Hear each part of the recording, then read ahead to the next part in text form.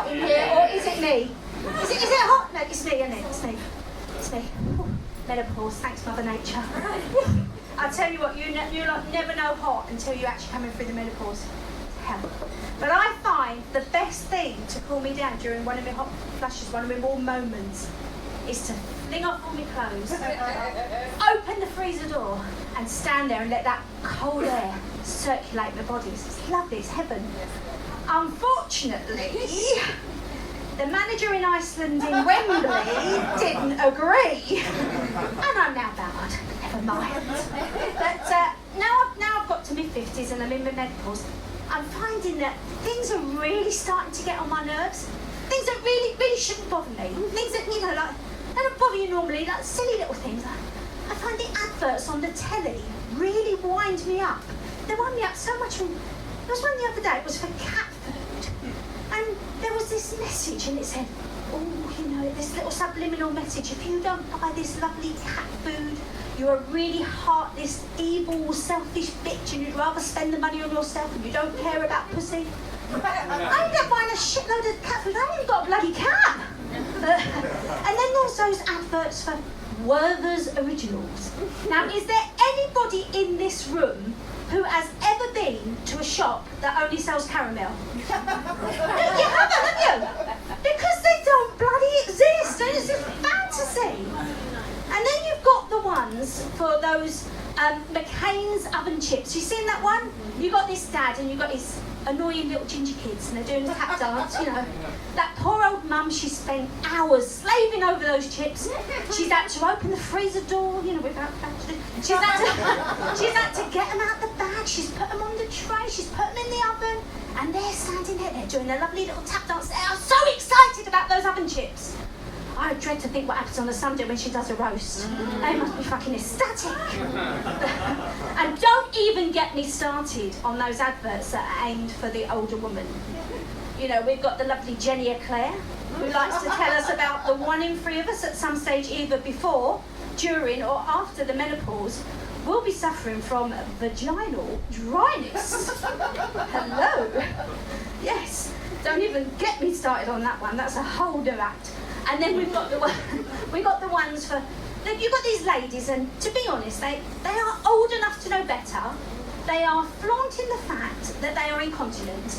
In fact, they are bloody proud of the fact that at any time, any place, they could be having a sneaky little piss. Okay, they may be able to ride a unicorn. They may be able to dance in a carnival or ice skate. But do we really need to know that they are doing it with their panties full of piss? No, it's too much. And I'll tell you one other thing. One thing that really, really winds me up is when people use the phrase, "Ooh, there's nothing worse." Have you heard that one? When people say, Mary, there's nothing worse. And it's usually something really pathetic, like, "Oh, there's nothing worse than when somebody's put the toilet roll on the wrong way. Oh, there's nothing worse." To be honest, in my house, I'd just be happy that somebody's replaced it. But no, there's nothing worse. I mean, mass shootings in America. Donald Trump. Ebola. Vaginal dryness. Incontinence. But no! There's nothing worse than when somebody has put the toilet roll holder on the wrong way. But moving on. I went to the Well Woman Clinic this week. Do you all know what that is? You go there basically to tell you that you're not well. So I went along and first of all she weighed me. That was a bit bad news really.